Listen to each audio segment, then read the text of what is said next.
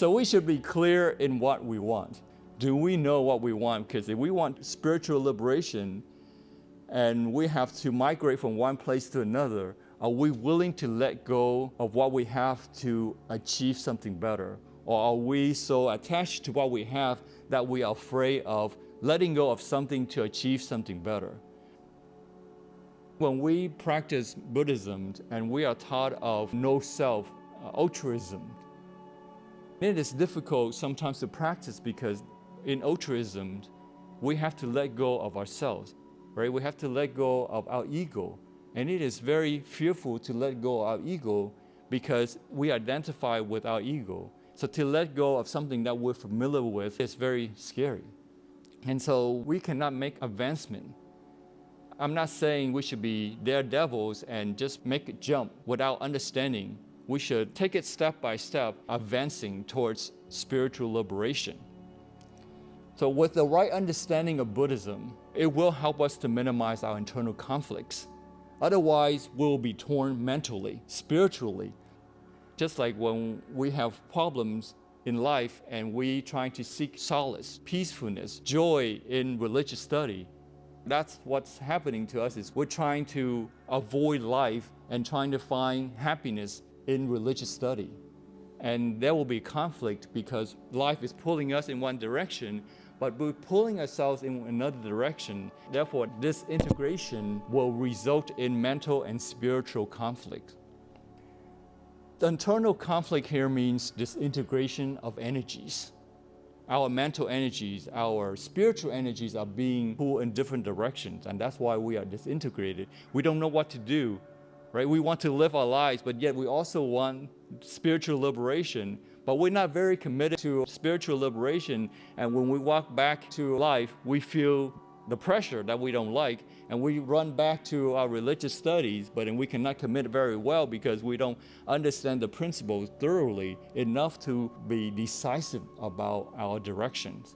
So to eliminate our internal conflicts, it is essential that we have this unifications of energies, right? We, one person, not multiple personalities, but one person's walking in the same direction.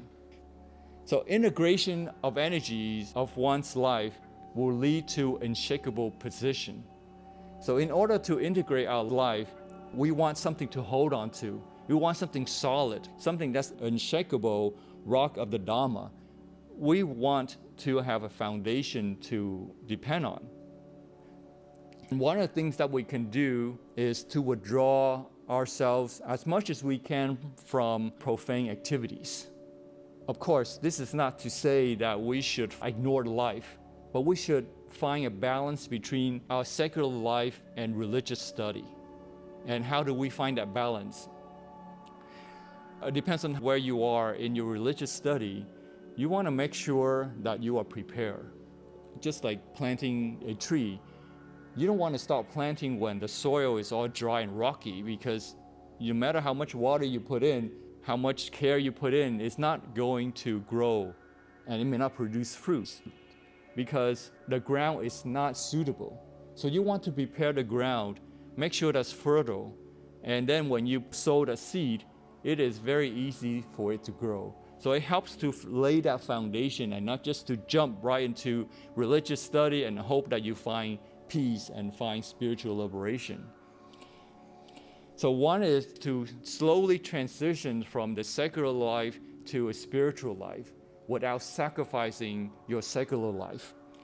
And that is to minimize profane activities, things that are very mundane and things that are meaningless and things that don't really help you. Of course, one of the things is to participate in Dharma assemblies or religious studies in the religious spiritual communities to help us get acquainted. Because if you force yourself to fit a mold, it's going to be very difficult to maintain it that way. Hope that makes sense so far. So if we want to seek spiritual liberation, we need to be a whole one person wanting to pursue that goal. Not sometimes we want it, sometimes we don't. Some days we're very motivated, and other days we just feel very lethargic about it. That's not going to take us anywhere because we are being pulled in different directions And when you are pulled in different directions, you become stagnant. You're not going anywhere. But before we find this to be very exciting, very stimulating of principle to fully commit ourselves to this wholeness, we should do some reality check. We need to make sure that we are building that foundation, doing the preparation. It could be quite dangerous to deprive ourselves from all comforts. Before we have started to get any real satisfaction from practicing Buddhism, we could well feel so bored and frustrated and find life so blank and meaningless that we could be tempted to go to the opposite extreme, trying to commit yourself to this spirituality, to pursue spiritual liberation. But before you lay that foundation, before you really enjoy the journey, but you want to commit yourself to it, there is likelihood that you give up midway. You will never make it to the destination. Spiritual practice is not a daredevil type of activity, because the result is that we could end up swinging from one extreme to the other one. One extreme is to indulge in the world and ignore spirituality. The extreme is to indulge in spirituality and ignore the world. The encouragement here is that you must begin to enjoy being a Buddhist before you give up too much. Otherwise, you will associate being a Buddhist with a dull, dry, painful, difficult, joyless sort of existence. And this will make a bad impression of Buddhism in our head, that we will leave Buddhism with a very bad taste that is dull, meaningless, painful, because we are forcing ourselves into something that we are not prepared for, and we give up, and therefore we will leave studying Buddhism with a very bad impression. And there will be a pity because we will lose our chance for spiritual liberation in this life. So a word of warning here that we should all consider is that this is not to be used as rationalizations for not giving up anything at all.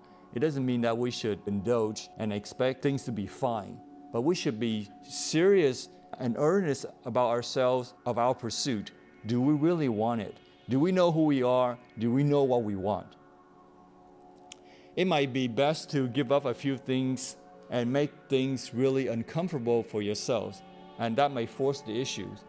It helps to give ourselves a little nudge to test ourselves, but not to go in the extreme, because if we're not prepared for it, like I said, it's going to spring back and hit us in the head, right? Otherwise, you could remain stuck indefinitely, just being mentally occupied with the Dhamma, getting no real pleasure from it. And you could stay like that all your life. Some people jump right into spiritual study because they find dissatisfaction in life, but they're not making any commitment, any progress in spiritual study, but they've been burned in life, and therefore they don't want to go back, but they're not making any progress, and so they're stuck. Right? We don't want to be in that position. We want to make progress in whatever that we do, meaningful progress. Just like when you're rolling downhill, right? You're making progress, but you're not going to be very happy when the snowball effects where you're going to hit the bottom. We want to make progress, and that requires integration. One person moving forward, not different personalities trying to pull in different directions. So practicing Buddhism should make us become happy Buddhists. Then we know that we're on the right path. Of course, being happy is not what Buddhism is about, but that is the natural byproduct of studying Buddhism properly. So it's important to maintain the balance and slowly transitioning from mundane to transcendental.